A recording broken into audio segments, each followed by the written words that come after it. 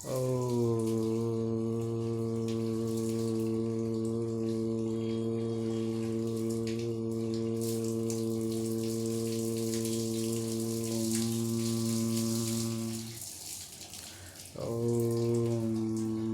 Namah Buddhaya Namah Hare Om.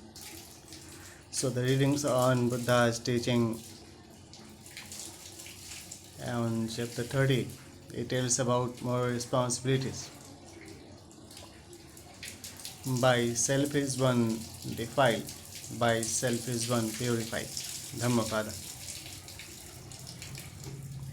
It is the doer of the act or another who reaps its results in the succeeding birth.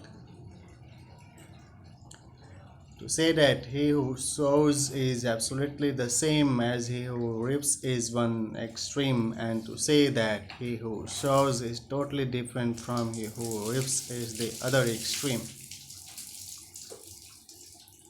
Avoiding these two extremes, the Buddha teaches the doctrine of the middle way in terms of cause and effect.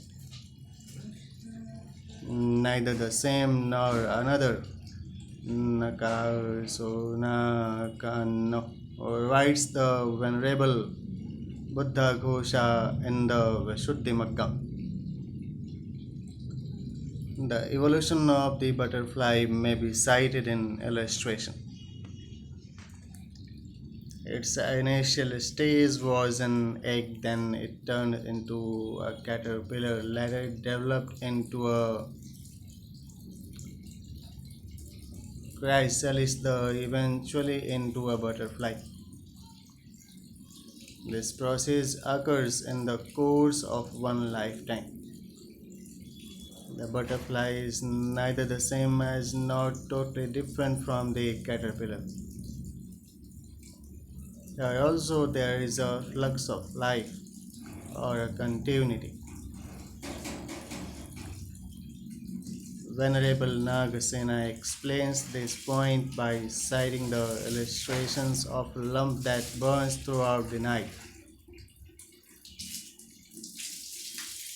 The flame of the first watch is not identical with that of the last watch, yet throughout the night the light burns in dependence upon one and the same lamp. As with the flame, so there is a continuity of life, each succeeding stage depending upon the preceding one. See the question of Melinda, part 1, page 111, in Dr. Dalke, Buddhism and Science, page 64.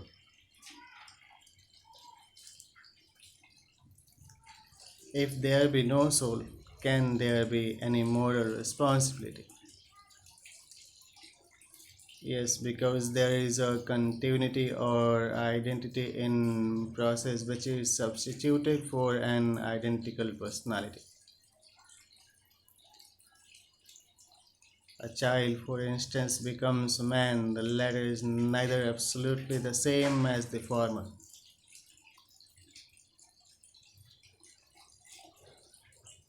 Since the cells have undergone a complete change, not totally different, being the identical stream of life. Nevertheless, the individual, as man, is responsible for whatever he has done in his childhood. Whether the flux dies here and is reborn elsewhere or continues to exist is the same life. The essential factor is this continuity. Suppose a person was A in his last birth as is B in this. With the death of A, the physical vehicle, the outward manifestation of karmic energy is relinquished, and with the birth of B, of his physical vehicle arises. Despite the apparent material changes, the invisible stream of consciousness, Chitta Sanati, continues to flow uninterrupted by death, carrying along with it all the impressions received from the tributary streams of sense. Conventionally speaking, must not be responsible for the actions of A who was his predecessors. Some may object that in this case there is no memory owing to the intervening death. But is identity or memory absolutely essential in assessing moral responsibility? Strictly speaking, neither is essential. If, for instance, a person were to commit a crime and suddenly losing his memory were to forget the incident, would he not be responsible for his act? His forgetfulness would not exempt him from responsibility for the commission of that crime. To this, some may ask. See Anatta and More Responsibility by Mr. A.D. Jaya Sundaram Mahabodhi Journal, Volume 41, page 93.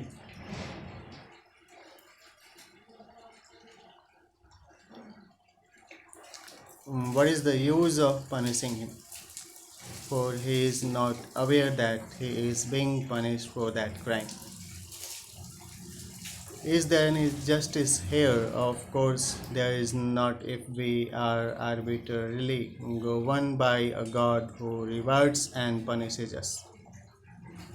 Buddhists believe in a just and rational law of karma that operates automatically and speak in terms of cause and effect instead of rewards and punishments. In the words of Bhikshu Shilakara,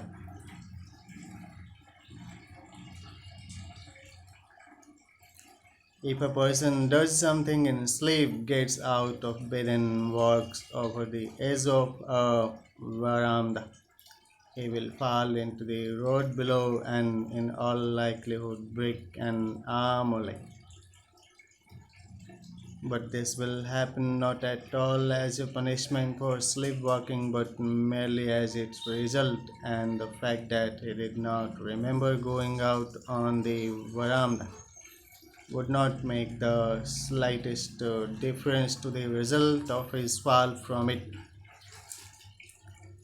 in the shape of broken bones. So the followers of the Buddha takes measures to see that he does not walk over veranda or other dangerous places, asleep or awake, so as to avoid hurting himself or anyone who might be below and on whom he might fall. The fact that a person does not remember his past is no hindrance to the intelligent understanding of the working of karmic law. It is the knowledge of the inevitability of this sequence of karma in the course of one's life in samsara that helps to mold the character of a Buddhist follower. The chapter concludes here, and the next chapter deals about the karmic descents and karmic essence.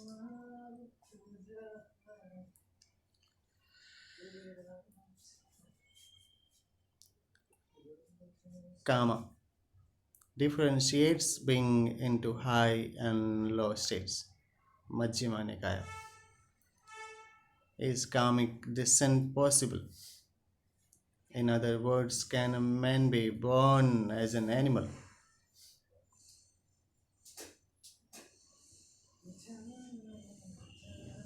The Buddhist answer may not be acceptable to all,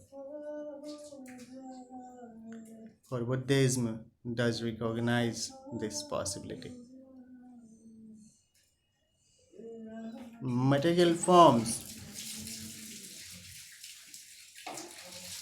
through which the life continuum expresses itself are merely temporarily visible manifestations of the karmic energy. The present physical body is not directly evolved from the past physical form, but is the successor of this past form, being linked with it through the same stream of karmic energy. Just as an electric current can be manifested in the forms of light, heat, and motion successively, one not necessarily being evolved from the other. So, this karmic energy may manifest itself in the form of a deva, man, animal, or other being, one form having no physical connection with the other. It is one's karma that determines the nature of one's material form,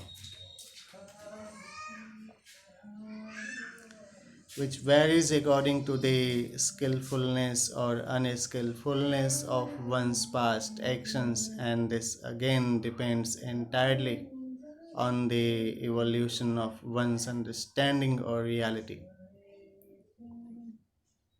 Instead of saying that man becomes an animal or vice versa, it would be more correct to say that the karmic force which manifested itself in the form of man may manifest itself in the form of an animal.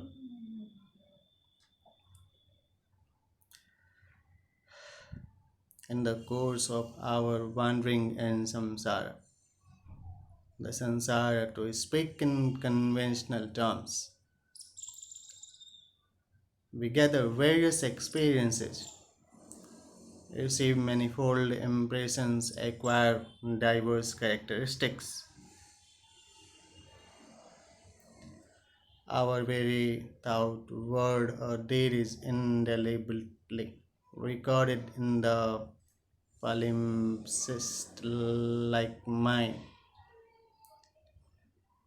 The different natures we thus acquire in the course of such successive birth, whether as men, devas, animals, or petas, lie dormant within us. And as long as we are worldlings, these undestroyed natures may at unexpected moments rise to the surface in disconcerting strength and reveal our latent karmic tendencies.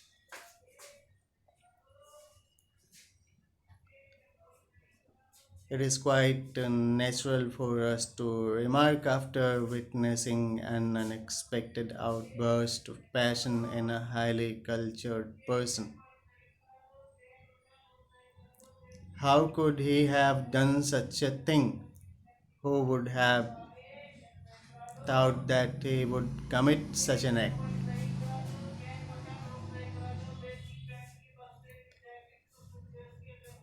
There is nothing strange in this misdemeanor of his. It is just a revelation of a hidden part of his intricate self.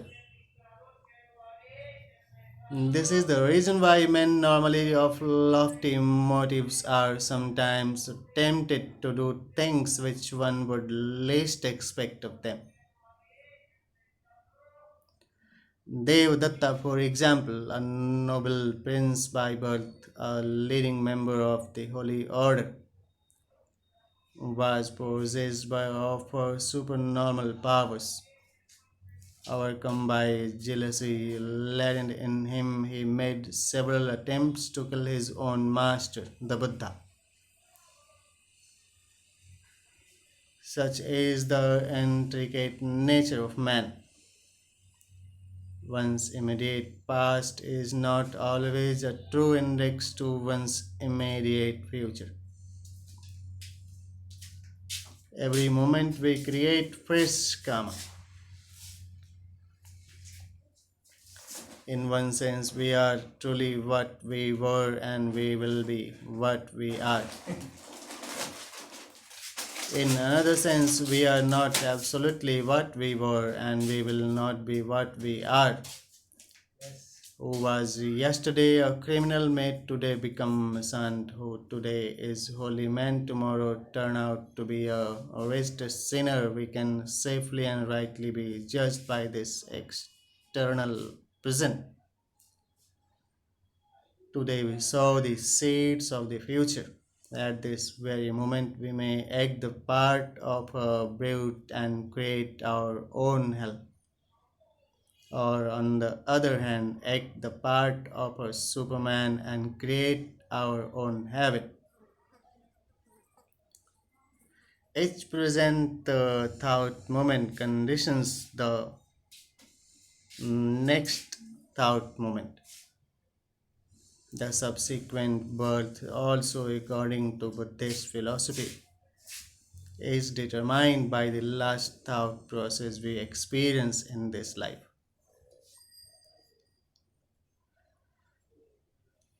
Just as through the course of one's life, its thought perishes, giving up all its potentialities to its successor. Even so, the last thought process of this life ends, transmitting all its acquired characteristics and natures to the succeeding moment, namely, the first thought moment, Patisandhi Vinanna, in the subsequent birth.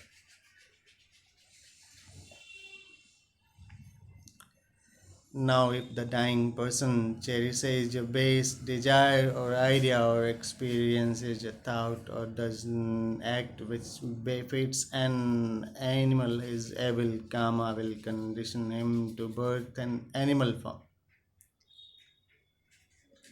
The karmic force which manifested itself in the form of a man will manifest itself in the form of an animal.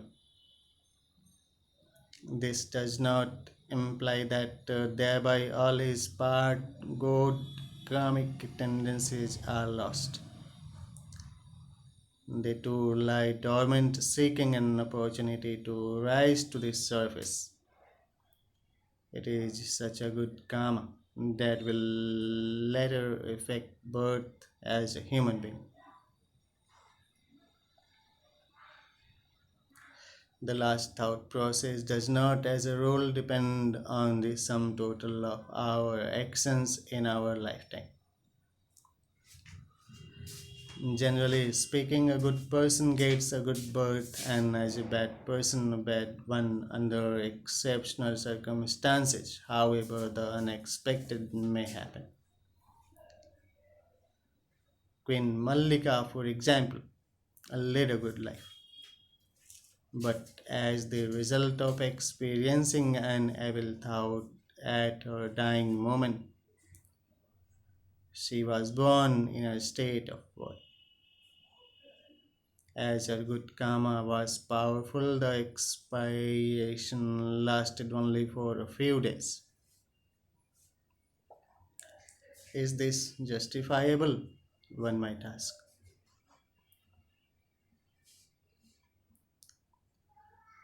If a holy person, due to some provocation, were to commit murder, he would be charged as a murderer. His part, good actions would no doubt stand to his credit and have their due effect.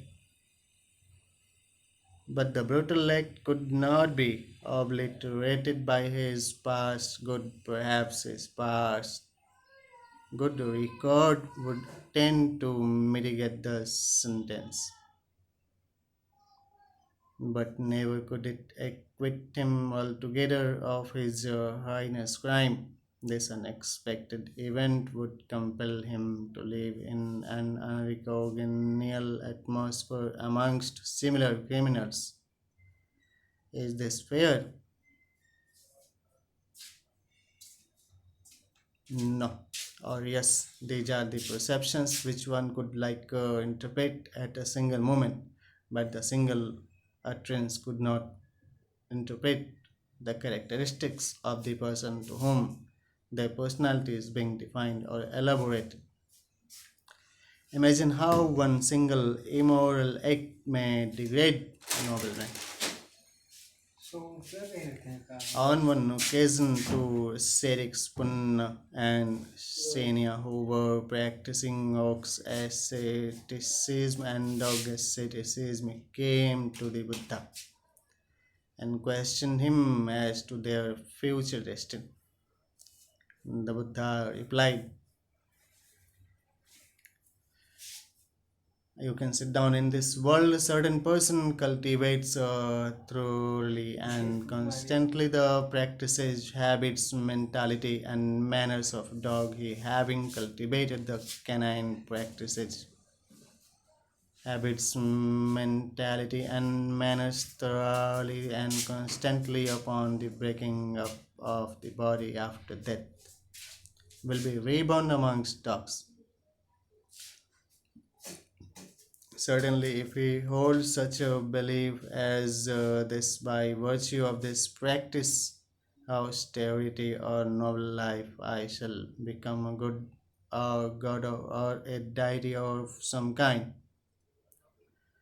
That is a false belief of his. For one who holds a false belief, I declare that there is one of two future states, the state of torment or the animal kingdom. Thus, failing a state of torment, successful canine asceticism only delivers one to companionship and with dogs or other animals, as there are like a social and parenting behavior among animals. In the same way, the Buddha declared that he who observes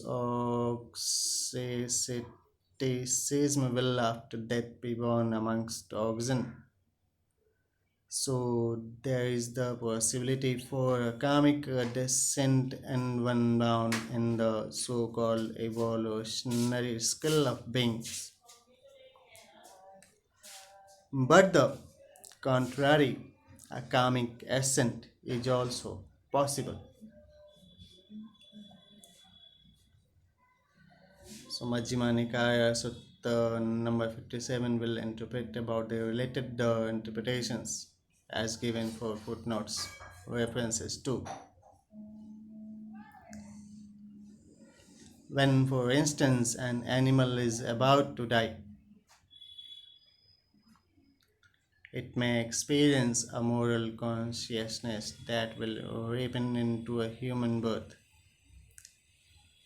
This last thought process does not depend wholly on any action or thought of the animal, for generally speaking, its mind is dull and it is incapable of doing any moral action. This depends on some past good deed done during a former round of its existence, which has long been prevented from producing its inevitable results. In its last moment, the animal therefore may conceive ideas or images which will cause a human birth. Pausin, a French writer, illustrates this fact by the law of heredity.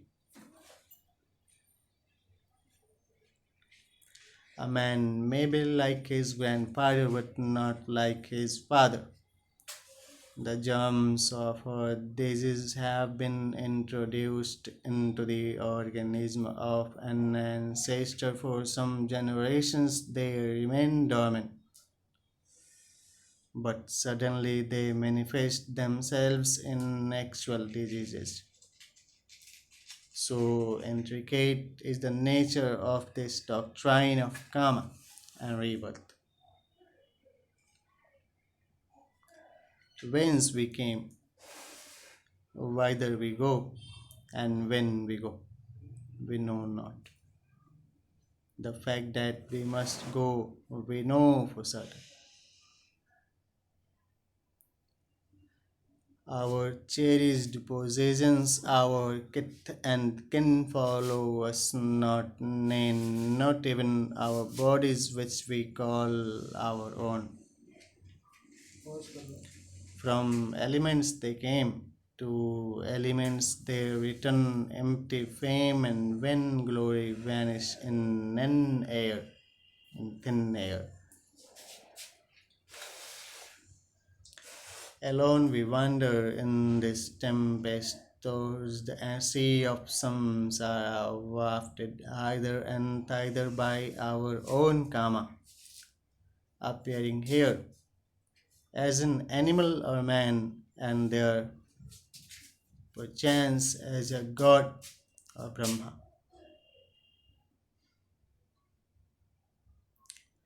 We meet and part, and yet we may meet again incognito. For seldom do we find a being who, in the course of our wandering, had not at one time been a mother, a father, a sister, a son, a daughter.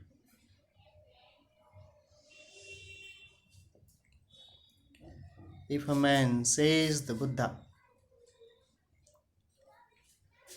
were to prune out the grasses, sticks, boughs, and twigs in this India and collecting them together, should make a pile, laying them in a 4-inch stack, saying for each, "This is my mother, this is my mother's mother's."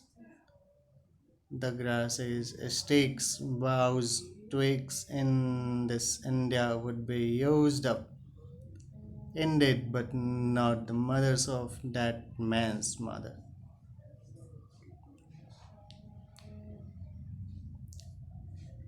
So closely bound are we during our journeyings in samsara. The countless lives we have led and the innumerable sufferings we were subject to in the infinite past are such that the Buddha remarks,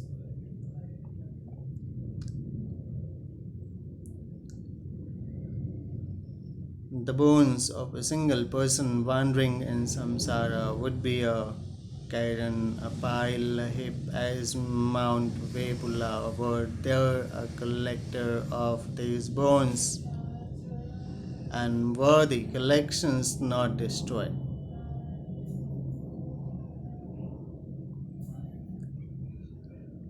Long time have you suffered the death of father and mother, of sons, daughters, brothers, and sisters, and while you were thus suffering, you have verily shed tears upon this long way, more than there is water in the 4 oceans. Long time did your blood flow by the loss of your heads when you were born as oxen, buffaloes, rams, goats, etc. As gods also, as good men also,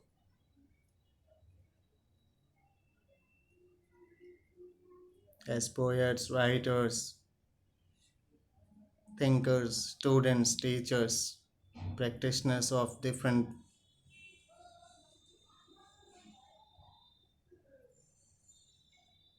skills.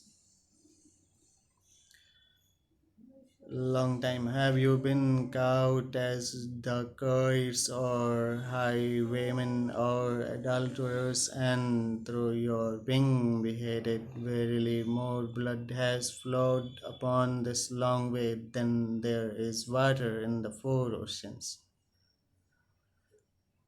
And thus have you for long time undergone sufferings, undergone torment, undergone misfortune, and filled the graveyards full, verily long enough to be dissatisfied with every form of existence, long enough to turn away and free yourself from them all.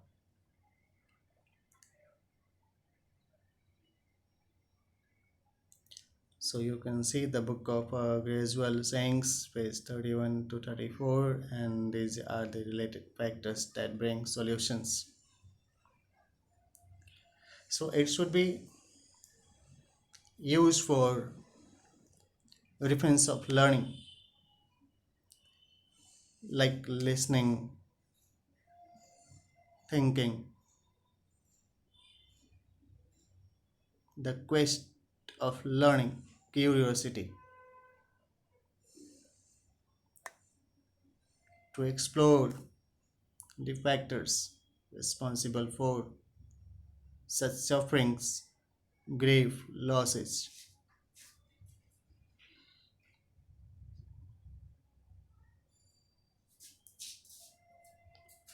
So God may bestow mercy upon them so that they can renounce their sufferings to earn heavenly virtuous forms and its manifestation of experiencing the joyfulness of the life. See the book The Gradual Sayings, page 31 to 34. Then, chapter 32, a note on the doctrine of karma and rebirth in the West.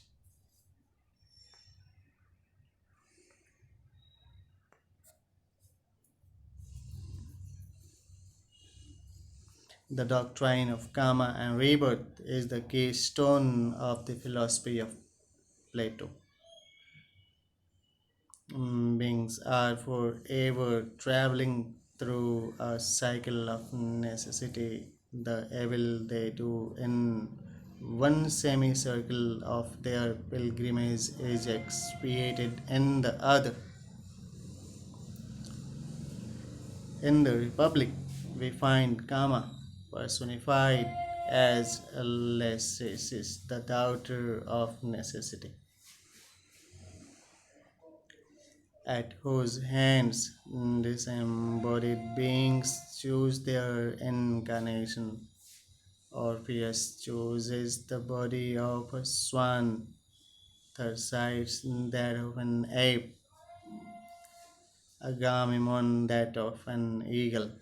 In like manner, some of the animals passed into men and into one another, the unjust passing into the world and the just into the tame. In the period preceding the Persian Wars, the contact of the West with the East caused a revolt against the simple eschatology of Homer, and the search began for a deeper explanation of life. This quest, it is interesting to note, was begun by the Ionian Greeks of Asia Minor, who were influenced by India. Pythagoras, who was born about 580 before Christ on the island of Samos, traveled widely and, according to his biographer, studied the teaching of the Indians. It was he who taught the West and the doctrine of karma and rebirth. It is not too much, says Mugabe in his Greek Thinkers, to assume that the curious Greek, who was a contemporary of the Buddha, would have acquired a more or less exact knowledge of the East. In that age of intellectual fermentation through the medium of Persia, Pythagoras remember having fought as a Euphorbus in the Trojan War. Empedocles had been in the past birds, a boy, a girl, a bird, and a scaly fish in the ocean. Frag 117 dials and references for introduction 127's. It continues. So the related earnings should be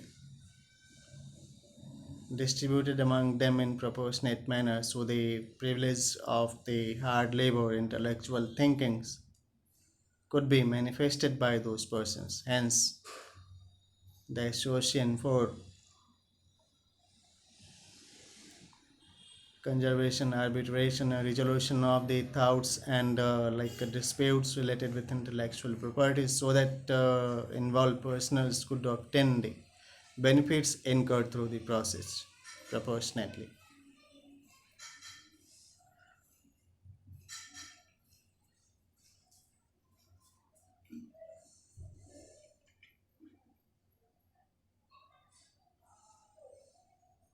So, as it was written, I repeat, it is not too much, says Garbe in his Greek Thinkers, to assume that the curious Greek, who was a contemporary of the Buddha, would have acquired a more or less exact knowledge of this in that age of intellectual fermentation through the medium of Persia. Pythagoras remember having fought as Euphorbus in the Trojan War. Empedocles had been in past birth a boy, a gull or bird, and scaly fish in the ocean. Frag 117 dials. And rebirth as viewed by others. Bhagavad Gita states,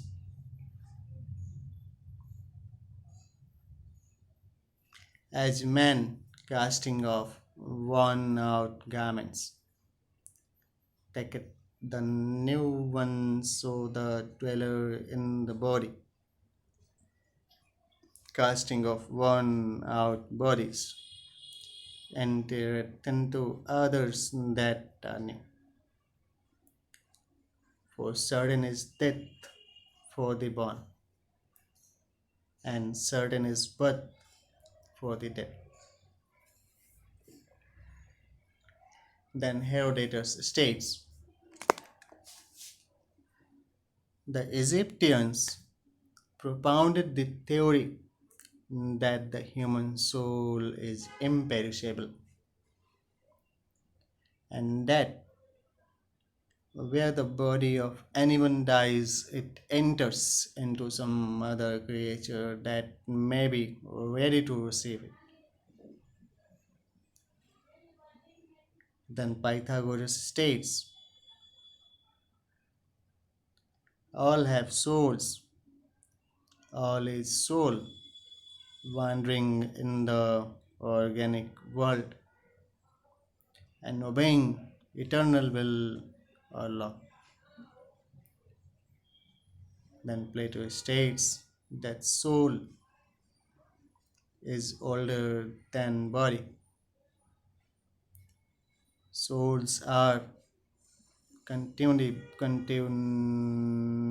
born over again into this life. And Ovid on Pythagoras, translated by Dryden.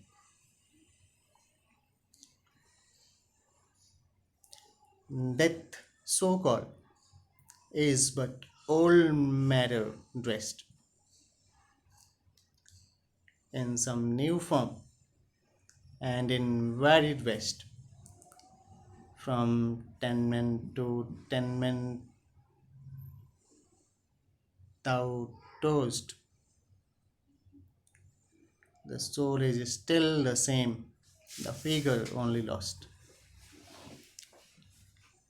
And as the soft and wax new seals receives, this face assumes and that impression lives. Now called by one, now by another name. The form is only changed The wax is still the same. Then to be born is to begin to be some other thing we were not formerly. That forms a changed diagram, that nothing can continue in the figure it began. Then Schopenhauer spoke sometime. We find the doctrine of metempsychosis springing from the earliest and noblest ages of the human race. Always spread abroad in the earth as the belief of the great majority of mankind. Nay, really as the teaching of all religions, with the exception of the Jews and the two which have proceeded from it in the most subtle form, however, and coming nearest to the truth as has already been mentioned in Buddhism.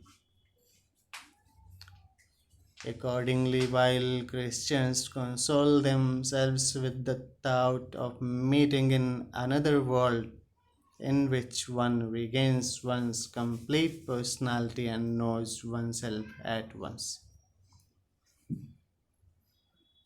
In these other religions, the meeting again is already going on only incognito. In the succession of births, those who now stand in close connections or contact with us will also be born along with us at our next birth and will have the same or analogous relations and sentiments towards us as now, whether these are of a friendly or hostile description.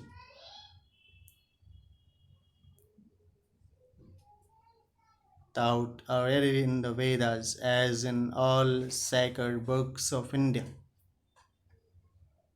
Metapsychosis is well known to be the kernel of Brahmanism and Buddhism.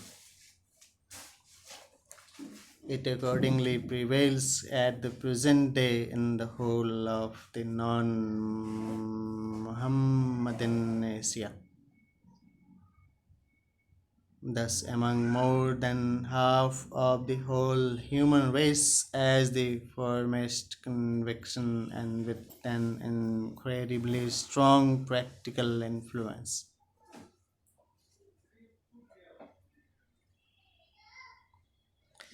It was also the belief of the Egyptians, from whom it was received with enthusiasm by Orpheus, Pythagoras, and Plato. The Pythagoreans, however, specially retained it, that it was also taught in the mysteries of the Greeks, undeniably follows the ninth book of Plato's Laws.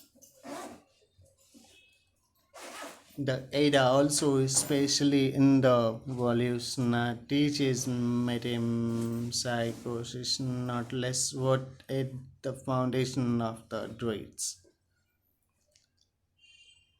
According to all this, the belief in metempsychosis presents itself as the natural conviction of man whenever he reflects at all in an unprejudiced manner.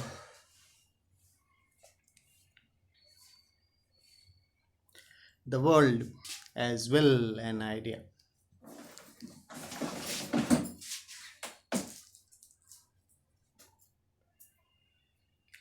Then, as written here, it may be absolutely as it is about Hume. Metempsychosis is the only system of immortality that philosophy can hearken to. This rarely wrote sometimes. There is no system so simple and so little repugnant to our understanding as that of metempsychosis. The pains and pleasures of this life are by this system considered as the recompense or the punishment of our actions in another state. Magadha was an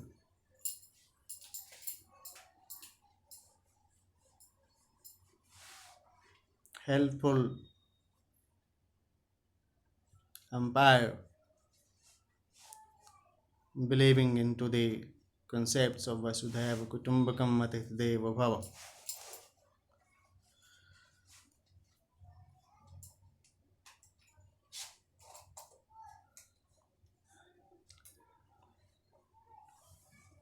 Dante wrote sometime, and then, son, who through thy mortal weight shall again return below.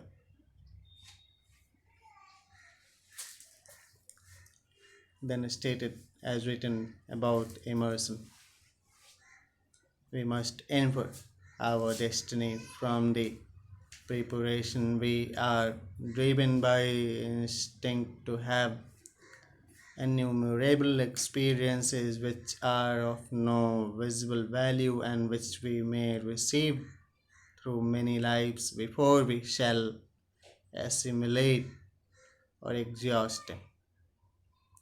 As written about lessons. Why should I not come back as often as I am capable of acquiring fresh knowledge, fresh experience? Do I bring away so much from one that there is nothing to repay the trouble of coming back? Huxley wrote, like the doctrine of evolution itself, that of transmigration has its roots in the realm of reality. Everyday experience familiarizes us with the facts which are grouped under the name of heredity. Every one of us bears upon him obvious marks of his parentage, perhaps of remoter relationship, more particularly the sum of tendencies to act in a certain way, which we call character, is often to be traced through a long series of progenitors and collaterals, so we may justly say that this character, this moral and intellectual essence of man does veritably pass over from one fleshly tabernacle to another and does really transmigrate from generations to generations. In the newborn infant, the character of the stock lies latent, and the ego is little more than a bundle of potentialities. But very early these become actualities. From childhood of age, they manifest themselves in dullness or brightness, weakness or strength, viciousness or uprightness, and with each feature modified by confluence with another character. If by nothing else, the character passes on to its incarnation in new bodies.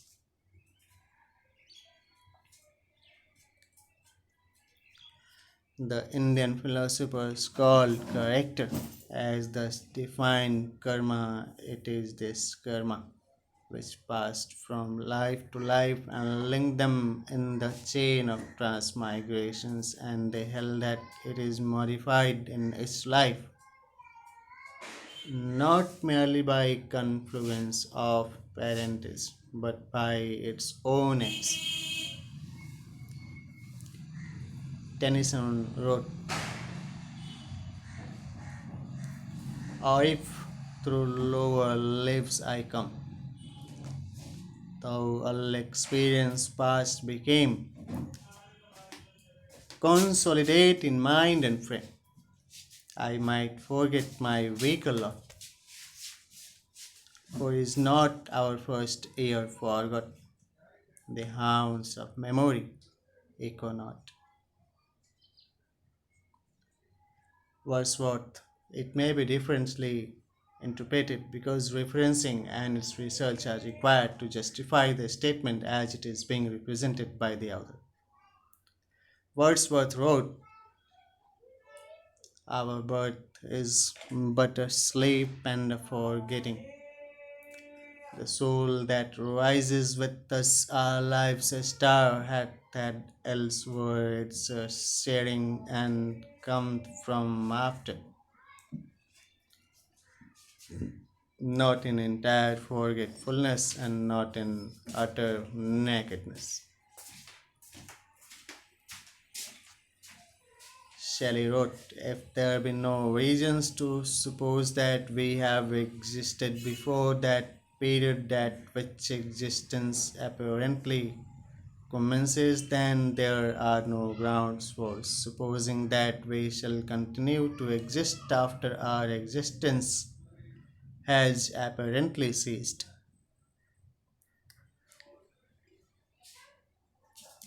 Professor Francis Bowen of Harvard University, and urging Christians to accept rebirth rights. Our life on earth is rightly held to be a discipline and a preparation for a higher and eternal life hereafter. But if limited to the duration of a single mortal body, it is so brief as to seem hardly sufficient for so grand a purpose. 60 years and 10 must surely be an inadequate preparation for eternity. But what assurance have we that the proportion of the soul is confined within such narrow limits?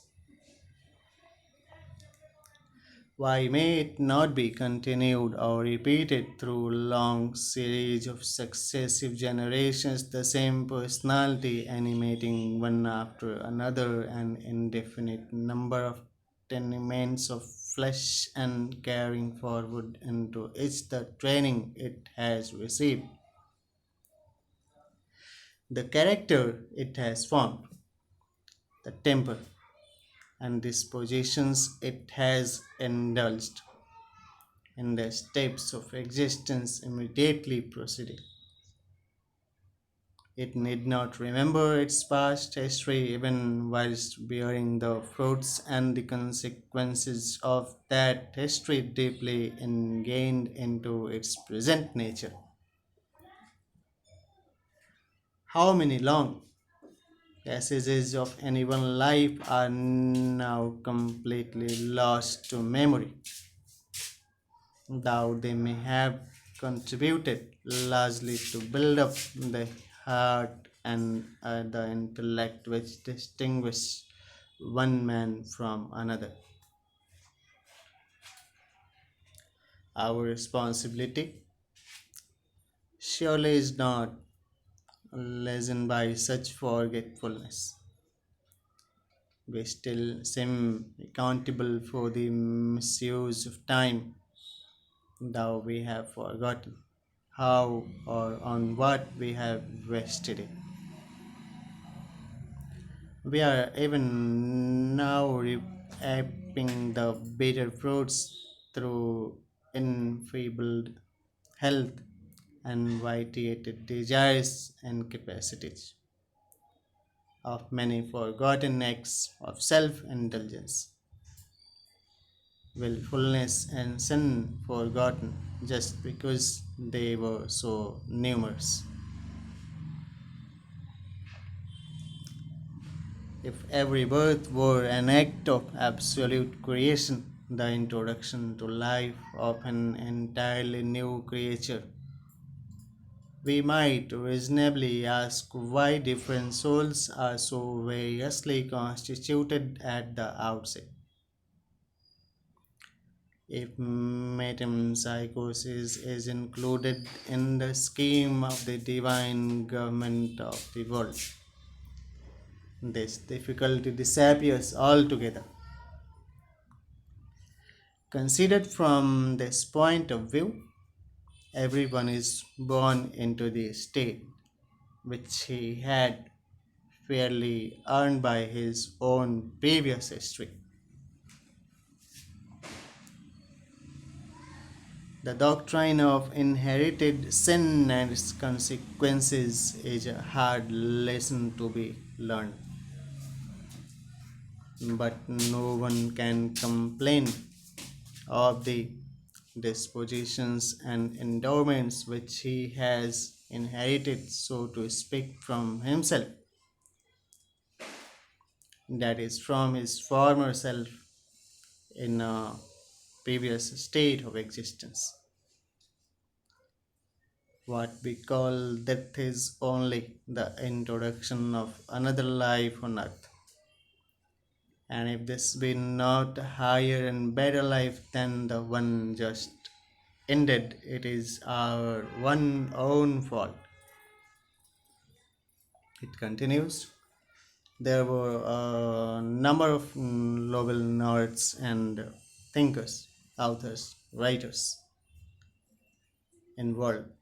They better nurture the life of the people. So we have to be vigilant about the circumstances prevailing, aware how we can assure safety and security of the life of the peoples across. Then about past, the pre-existence. I laid me down upon the shore and dreamed a little space. I hear the great waves break and roar. The sun was on my face.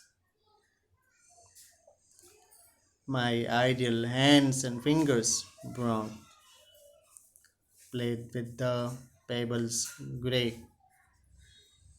The waves came up, the waves went down,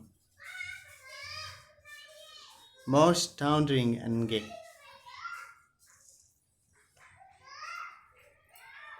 The pebbles they were smooth and round and warm upon my hands, like little people I had found sitting among the sands, the grains of sand so shining small. So through my fingers ran, the sun shone down upon it all. And so my dream began how all of this had been before. How ages far away. I lay on some forgotten shore as here I lie today. The waves came up shining up the sands, but didn't come here. It's a sunny day here at present.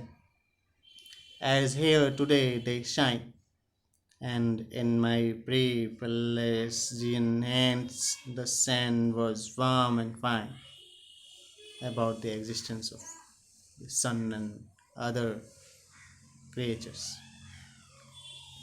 I have forgotten whence I came, or what my home might be, or by what strange and savage name I call that thundering sea. I only know the sun shone down as still it shines today, and in my fingers long and brown the little pebbles lay. So the word meanings are required to be accomplished by the readers, whoever aspires to learn the essence of the things. Francis Cornfold, an anthology of modern verse, the chosen by Metheon London. Metheon and Company and reproduced in the Buddhist Annual of Ceylon, 1927. It continues, and the learning will bring solution. How it continues across the globe. ॐ नमो दिव्यै महादिव्यै शिवायै सत्तं नमो नमो प्रकृत्यै भद्राय नियतः पन्तः यस्मताम् ॐ भूर्भुवस्वः तत्सवितुर्वरेण्यं भर्गो देवस्य धीमहि धियो यो नः प्रचोदयात् हरिः ॐ विष्णुवे नमः. So the next chapter will deal about, अगले जो आपके अध्याय हैं इसमें निर्वाण की चर्चा होगी. ॐ भूर्भुवस्वः तत्सवितुर्वरेण्यं भर्गो देवस्य धीमहि धियो यो नः प्रचोदयात् हरिः ॐ भगवन् नमः, ॐ देव नमः, ॐ दुर्गा नमः, ॐ देवी नमः, ॐ गणेशं नमः, लक्ष्मी नमः, वेदं नमः, ऋग्वेद नमः, यजुर्वेद नमः, सामवेद नमः, अथर्ववेद नमः, आयुर्वेद नमः, योग नमः, ऋषि नमः, मुनि नमः, गुरु नमः, वैदिकं नमः, पुराण नमः, पुराणं नमः, अरण्यकं नमः, उपनिषदं नमः, ब्राह्मणग्रन्थ नमः, वैद्यं नमः, सृजकं नमः, औषधशोधकं शोधकं नमः. ॐ हरिः ॐ. ॐ धर्म नमः, सत्यं नमः, शिक्षं नमः, शिवं नमः, विद्यं नमः, विद्वं नमः, शिक्षणं नमः, अध्यापकं नमः. ॐ भक्ति नमः, ॐ विद्यार्थी नमः, ॐ वरदानं नमः, ॐ पुरस्कारं नमः, ॐ पूजनं नमः, ॐ वन्दनं नमः, ॐ सन्देशं नमः, ॐ सर्कारं नमः, ॐ संघं नमः, ॐ तकनीकं नमः, ॐ संवादं नमः, ॐ परीक्षणं नमः, ॐ वार्ता नमः, ॐ शान्तिं नमः.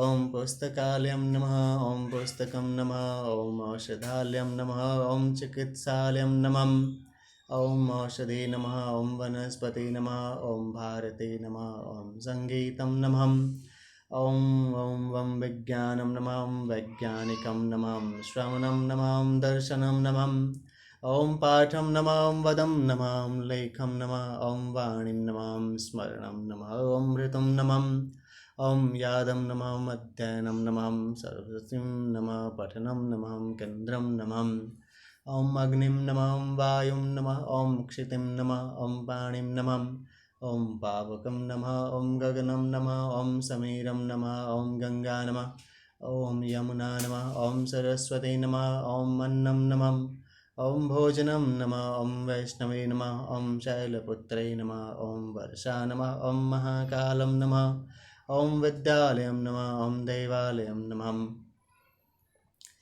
ॐ स्वतन्त्रं नमः, ॐ विद्यातन्त्रं नमः, ॐ गणतन्त्रं नमः, ॐ लक्ष्मीतन्त्रं नमः, ॐ जनतन्त्रं नमः, ॐ शक्तितन्त्रं नमः, ॐ सर्वतन्त्रं नमः, ॐ योगतन्त्रं नमः, ॐ श्वसनं तन्त्रं नमः, ॐ स्वतन्त्रं नमः, ॐ व्यापारतन्त्रं नमः, ॐ शिवस्वतन्त्रं नमः, ॐ सैन्यतन्त्रं नमः, ॐ विश्वतन्त्रं नमः, ॐ संवादतन्त्रं नमः, ॐ शिवतन्त्रं नमः, ॐ शिक्षातन्त्रं नमः, ॐ ब्रह्मतन्त्रं नमः, ॐ खाद्यतन्त्रं नमः, ॐ विष्णुतन्त्रं नमः, ॐ जीवतन्त्रं नमः, ॐ श्वसनतन्त्रं नमः, ॐ लोकतन्त्रं नमः, ॐ सूर्य नमः, ॐ चन्द्रं नमः, ॐ हनुमन् नमः, ॐ बुद्धं नमः, ॐ बृहस्पतिं नमः, ॐ शुक्रं नमः, ॐ शनीश्वरं नमः, ॐ रात्रिं नमः, ॐ दिनं नमः, ॐ ध्वनिं नमः, ॐ ज्योतिं नमः, ॐ चन्द्रमा नमः, ॐ तारेगणं नमः, ॐ पृथ्वीं नमः, ॐ जलं नमः, ॐ व्योमं नमः, ॐ विष्णुं नमः, विष्णुं ध्यानकेन्द्रः हरिः ॐ. ॐ हरिः ॐ स्वास्तिकं ॐ गंगे गणेशं गौरीं गिरीशं सतीं शिवं ब्रह्मा लक्ष्मी नमः. ॐ ऐं ह्रीं क्लीं विद्यां नमः, ॐ ऐश्वरीं ह्रीं पुस्तिकां ह्रीं हर्षां क्लीं कल्मं कां कागजीं लं लेखनीं ज्ञानं बुद्धिं वर्धनम्. Om Angang Ing Ing Sing Swing Swing Ling Ang Ang Ong Ong Ang Rang Ramam Ring Sang Sitam Tram Te Tan Nam Nam Vidyam Vandana Kandraham Harihi Yam Maham Om Namo Dibbay Mahadibbay Shivaya Sattam Namam Namo Prakritte Bhadraya Niyataha Prantaha Yasmatam. So the Council of Health, as it is being broadcasted, like at Asia, United Nations, Bharat, US, as World Bank favors the support for accessing such services through the suggested issues for policy advocacy for implementation of schemes like World Health Organization, USSR, AU, IBI, Africa, OIC, ANMs, GODS, PSH, AWWs, ASA, SHG, SHCs, PS. So they should think and they will be speaking about the facts.